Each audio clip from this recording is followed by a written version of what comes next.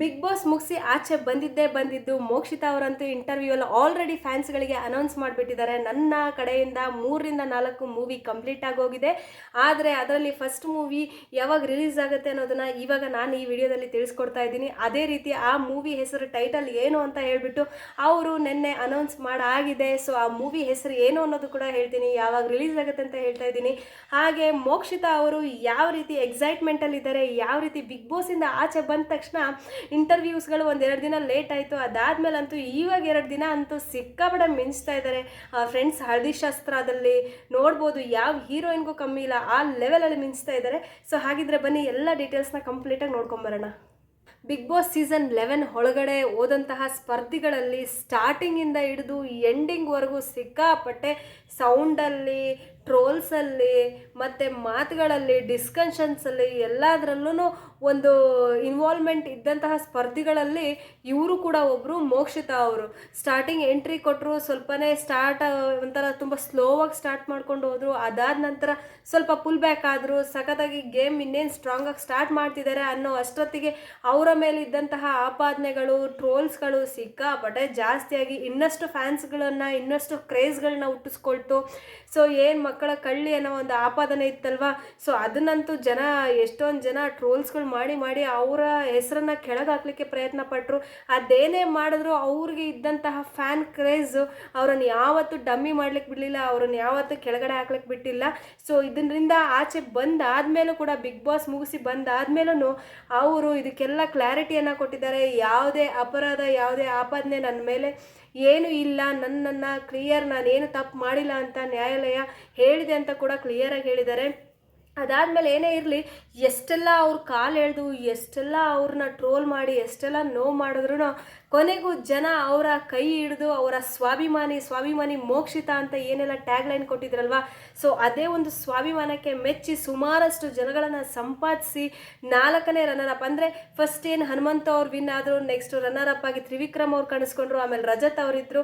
ಅದಾದಮೇಲೆ ಇವರು ಮೋಕ್ಷಿತಾ ಅವರು ಅಂದರೆ 3ನೇ ರನ್ನರ್ ಅಪ್ ಆಗಿ ಕಾಣಿಸ್ಕೊಂಡು ಹೋದರು. ಅದಾದಮೇಲೆ ಕೂಡ ಬಿಗ್ ಬಾಸಿಂದ ಆಚೆ ಬಂದಮೇಲೆ ಸುಮಾರಷ್ಟು ಆಪಾದನೆಗಳು, ಹನುಮಂತುವಿಂದ ಫಿನಾಲೆಗೆ ಹೋದರು, ಈ ರೀತಿ ಎಲ್ಲ ಆಪಾದನೆಗಳು ಬಂತು. ಬಟ್ ಅದೇನೇ ಇರಲಿ, ಅವರು ಎಲ್ಲದಕ್ಕೂ ಕ್ಲಿಯರ್ ಕಟ್ಟಾಗಿ ಕ್ರಿಸ್ಟಲ್ ಥರ ಒಂದು ಹೇಳಿಕೆಗಳನ್ನ ಕೊಟ್ಟಿದ್ದಾರೆ. ನನಗೇನೇ ಇವತ್ತು ನಾನು ಆಗಿದ್ರು, ಏನೇ ರನ್ನರ್ ಅಪ್ ತೊಗೊಂಡಿದ್ರು ಅದಕ್ಕೆಲ್ಲ ಜನಗಳೇ ಕಾರಣ. ಜನಗಳ ಓಟ್ ಇಲ್ಲ ಅಂತಿದ್ರು ನನ್ನ ಫಿನಾಲೆಗೆ ಯಾರೇ ನನ್ನ ಹೆಸರು ತೊಗೊಳ್ಳಿ, ಯಾರೇ ನನ್ನನ್ನು ಕರ್ಕೊಂಡೋಗಿ ಕೂರಿಸ್ಲಿ, ನಾನು 6ನೇ ಸ್ಥಾನದಲ್ಲೇ ಔಟ್ ಆಗಿಬಿಡ್ತಾ ಇದ್ದೆ, ಇಲ್ಲ 5ರಲ್ಲಿ ಔಟ್ ಆಗ್ತಾ ಇದ್ದೆ. ನಾನು ರಜತ್ಗಿಂತ ಒಂದು ಹೆಜ್ಜೆ ಹಿಂದೆಯಲ್ಲೇ ಔಟ್ ಆಗಿದ್ದೀನಿ ಅಂತ ಹೇಳಿದ್ರೆ ಅದಕ್ಕೆ ಕಾರಣ ಜನಗಳೇ. ಅಷ್ಟು ನನ್ನನ್ನು ಅಭಿಮಾನ ಕೊಟ್ಟು, ಪ್ರೀತಿ ಕೊಟ್ಟು ನನ್ನನ್ನು ಫಿನಾಲೆ ಕರ್ಕೊಂಡು ಹೋಗಿದ್ದಾರೆ ಅಂತ ಹೇಳಿಬಿಟ್ಟು ಅವರು ಹನುಮಂತುಗೆ ಆಗಿರಲಿ, ಹಾಗೆ ಜನಗಳ ಪ್ರೀತಿ ಕೊಟ್ಟಂತಹ ಜನಗಳಿಗೆ ಕೃತಜ್ಞತೆಗಳನ್ನ ಹೇಳಿದ್ದಾರೆ.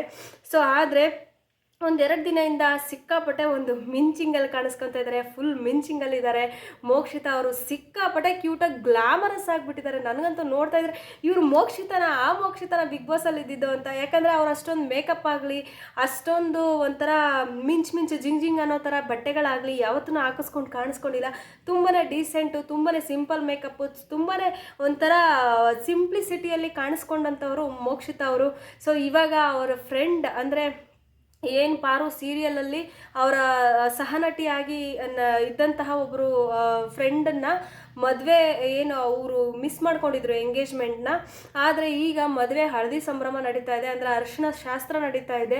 ಸೊ ಆ ಒಂದು ಅರಿಶಿನ ಶಾಸ್ತ್ರ ಅಲ್ಲಿ ಅವರು ಸಿಕ್ಕಾಪಟ್ಟೆ ಮಿಂಚಿಂಗ್, ಸಿಕ್ಕಾಪಟ್ಟೆ ಗ್ಲಾಮರಸ್, ಅಲ್ಲೂ ಕೂಡ ಹೈ ಲೆವೆಲಲ್ಲಿ ಏನು ಜಿಂಗ್ ಅಂತ ಬಟ್ಟೆ ಹಾಕಿಲ್ಲ ಅಥವಾ ಫುಲ್ ಸಿಕ್ಕಾಪಟ್ಟೆ ಮೇಕಪ್ಗಳು ಹಾಕಿದ್ರೆ ಸಿಂಪಲಾಗಿ ರೆಡಿಯಾಗಿ, ಸಿಂಪಲಾಗಿ ಫ್ರೀ ಹೇರ್ಸ್ ಬಿಟ್ಕೊಂಡು ಎಷ್ಟು ಕ್ಯೂಟಾಗಿ ಕಾಣ್ತಾ ಇದ್ದಾರೆ ಅಂದರೆ ಸಖತ್ತಾಗಿ ಕಾಣಿಸ್ತಾ ಇದ್ದಾರೆ ನಿಜವಾಗ್ಲೂ.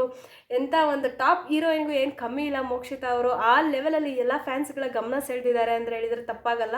ಸೊ ಹಾಗಿದ್ದರೆ ಎಲ್ಲರೂ ಕಾಯ್ತಾ ಇರೋಂತಹ ಗುಡ್ ನ್ಯೂಸ್ ಯಾವುದಪ್ಪ ಮೋಕ್ಷಿತಾ ಅವ್ರದ್ದು ಅಂತ.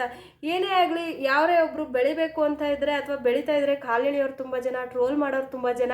ಸೊ ಅದೇನೇ ಇರಲಿ, ಅದೆಲ್ಲದಕ್ಕಿಂತ ಮೀರಿ ಅಭಿಮಾನ ತೋರಿಸೋ ಅಭಿಮಾನಿಗಳು ಜಾಸ್ತಿ ಆಗಿದ್ದಾರೆ ಇವ್ರಿಗೆ. ಸೊ ಸಿಕ್ಕಾಪಟ್ಟೆ ಕಾಯ್ತಾ ಇದ್ದಾರೆ ಇವರು ಆಚೆ ಬಿಗ್ ಬಾಸಿಂದ ಆಚೆ ಬಂದಾದಮೇಲೆ.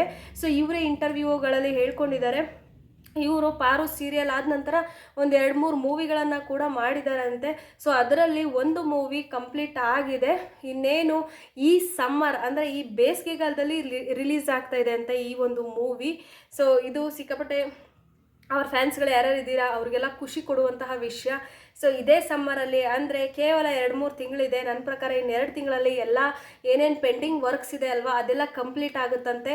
ಸೊ ಇದೇ ಬೇಸಿಗೆಗಾಲದಲ್ಲಿ ಜೂನ್ ಒಳಗಡೆನೆ ಮಾರ್ಚ್, ನನಗೆ ಪ್ರಕಾರ ಮಾರ್ಚ್ ಏಪ್ರಿಲಲ್ಲೇ ರಿಲೀಸ್ ಆಗೋ ಸಾಧ್ಯತೆಗಳು ಹೆಚ್ಚಾಗಿದೆ. ಸೊ ಹಾಗಿದ್ರೆ ಆ ಮೂವಿ ನೇಮ್ ಯಾವುದು ಅಂತ ನೋಡ್ಕೊಂಬರೋಣ ಬನ್ನಿ. ಸೊ ಇವರು ನಟಿಸಿದಂತಹ ಮೊದಲ ಮೂವಿ ಹೆಸರು ಮಿಡಲ್ ಕ್ಲಾಸ್ ರಾಮಾಯಣ ಅಂತ ಹೇಳಿಬಿಟ್ಟು. ಮಿಡಲ್ ಕ್ಲಾಸ್ ರಾಮಾಯಣ ಅಂದರೆ ಹೆಸರೆಲ್ಲ ನಿಮ್ಗೆ ಗೊತ್ತಿರುತ್ತೆ. ರಾಮಾಯಣ ಅಂದರೆ ಸಿಕ್ಕಾಪಟ್ಟೆ ಸ್ಟೋರೀಸು, ಆಮೇಲೆ ಸಿಕ್ಕಾಪಟ್ಟೆ ಕತೆಗಳು, ಕಷ್ಟಗಳು, ಫೇಸ್ಗಳು. ಅದರಲ್ಲೂ ಈ ಮಿಡಲ್ ಕ್ಲಾಸ್ ರಾಮಾಯಣ ಅಂತ ಹೇಳಿದ್ದಾರೆ ಅಂದ ತಕ್ಷಣ ನಮ್ಮಂತಹ ಜನಗಳ ಮಿಡಲ್ ಕ್ಲಾಸ್ ಲೈಫ್ ಯಾವ ಥರ ಇರುತ್ತೆ ಅಂತ ನಿಮಗೆಲ್ಲ ಚೆನ್ನಾಗಿ ಗೊತ್ತಿದೆ. ಏನಂದರೆ ಒಂದಕ್ಕಿದ್ರೆ ಒಂದಕ್ಕಿರಲ್ಲ, ಏನು ಹೇಳ್ತಾರಲ್ಲ, ಅಲ್ಲಿ ಅಡ್ಜಸ್ಟ್ ಮಾಡಿ ಅಲ್ಲಿ ಕಿತ್ತು ಇಲ್ಲಿ ಹಾಕಬೇಕು, ಇಲ್ಲಿ ಕಿತ್ತು ಅಲ್ಲಿ ಹಾಕಬೇಕು, ಆ ಥರ ಇರುತ್ತೆ ಒಂದು ಲೈಫಲ್ಲಿ. ಒಂದು ಕಷ್ಟಗಳನ್ನೋದು ಆ ಲೆವೆಲಿಗೆ ಇರುತ್ತೆ, ಅಷ್ಟೊಂದು ಸ್ಟ್ರಗಲ್ಸ್ಗಳಿರುತ್ತೆ. ಸೊ ಆ ಒಂದು ಸ್ಟ್ರಗಲ್ಗಳು, ಆ ಒಂದು ಕಷ್ಟಗಳನ್ನೇ ಈ ಒಂದು ಮಿಡಲ್ ಕ್ಲಾಸ್ ರಾಮಾಯಣ ಅಂದರೆ ಮಿಡಲ್ ಕ್ಲಾಸ್ ಜನಗಳು ಯಾವ ರೀತಿ ಕಷ್ಟಗಳನ್ನು ಅನುಭವಿಸ್ತಾರೆ, ಯಾವ ರೀತಿ ಅವರ ಕಮಿಟ್ಮೆಂಟ್ಸ್ ಇರುತ್ತೆ, ಯಾವ ರೀತಿ ಅವರು ಒಂದು ಎಲ್ಲ ಕಷ್ಟಗಳಲ್ಲೂ ನಗ್ನಗ್ತಾ ಇರ್ತಾರೆ, ಅವರ ಒಂದು ಸಂಸಾರ, ಫ್ಯಾಮಿಲಿ, ಮಕ್ಕಳು, ಎಜುಕೇಷನ್ನು, ಕೆಲಸ ಪ್ರತಿಯೊಂದನ್ನು ಯಾವ ಥರ ನಿಭಾಯಿಸ್ಕೊಂಡು ಹೋಗ್ತಾರೆ ಅನ್ನೋದು ತೋರಿಸೋದೇ ಈ ಮೂವಿಯ ಒಂದು ಮೇನ್ ಸ್ಟೋರಿ ಆಗಿರುತ್ತೆ ಅಂತ ನನಗನ್ಸುತ್ತೆ. ಅಲ್ಲೊಂದು ಲವ್ ಸ್ಟೋರಿ ಇರುತ್ತೆ, ಡೆಫಿನೆಟ್ಲಿ ಮೋಕ್ಷಿತಾ ಅವರಿದ್ದಾರೆ ಅಂದರೆ ಒಂದು ಲವ್ ಸ್ಟೋರಿ ಇದ್ದೇ ಇರುತ್ತೆ. ಸೊ ಅದೇನೇ ಇರಲಿ, ಟೈಟಲ್ ಅಂತೂ ಸೂಪರ್ ಡೂಪರ್ ಆಗಿದೆ, ಸಖತ್ತಾಗಿದೆ, ಎಲ್ಲರೂ ಗಮನ ಸೆಳೆಯೋ ಥರ ಇದೆ. ಸೊ ಹಾಗೆ ಮೋಕ್ಷಿತಾ ಅವರಂತೂ ಆಲ್ರೆಡಿ ಎಲ್ಲರ ಗಮನ ಸೆಳೆದಾಗಿದೆ. ಅವ್ರಿಗಿದ್ದಂತಹ ಎಲ್ಲ ಬ್ಲ್ಯಾಕ್ ಮಾರ್ಕ್ಸು, ಕೆಟ್ಟ ದೃಷ್ಟಿ ಇದೆಲ್ಲ ಹೋಗಾಗಿದೆ ಅಂತ ಅಂದ್ಕೊಳ್ತೀನಿ. ಸೊ ಇನ್ನೇನು ಅವ್ರ ಲೈಫಲ್ಲಿ ಒಳ್ಳೊಳ್ಳೆ ಖುಷಿಯಾಗಿ ಖುಷಿ ಕ್ಷಣಗಳು ತುಂಬಿ ಬರಲಿ ಅಂತ ಹಾರೈಸೋಣ. ಸೊ ಹಾಗಿದ್ರೆ ನೋಡೋದಲ್ವಾ ಅವ್ರ ಮೂವಿ ಹೆಸರು ಹಾಗೆ ಯಾವಾಗ ರಿಲೀಸ್ ಆಗ್ತಿದೆ ಅಂತ ಹೇಳಿಬಿಟ್ಟು. ಸೊ ನನ್ನ ಈ ಒಂದು ಅಪ್ಡೇಟ್ ನಿಮಗೆ ಇಷ್ಟ ಆಗಿದ್ದರೆ ದಯವಿಟ್ಟು ಈ ವಿಡಿಯೋನ ಲೈಕ್ ಮಾಡಿ, ಶೇರ್ ಮಾಡಿ, ಸಬ್ಸ್ಕ್ರೈಬ್ ಮಾಡಿ. ನಾನು ನಿಮಗೆ ಸಿಗ್ತೀನಿ ಮತ್ತೊಂದು ವಿಡಿಯೋ ಅಪ್ಡೇಟ್ ಮುಖಾಂತರ. ಅಲ್ಲಿವರೆಗೂ ಎಲ್ಲರೂ ಟೇಕ್ ಕೇರ್, ಬಾಯ್.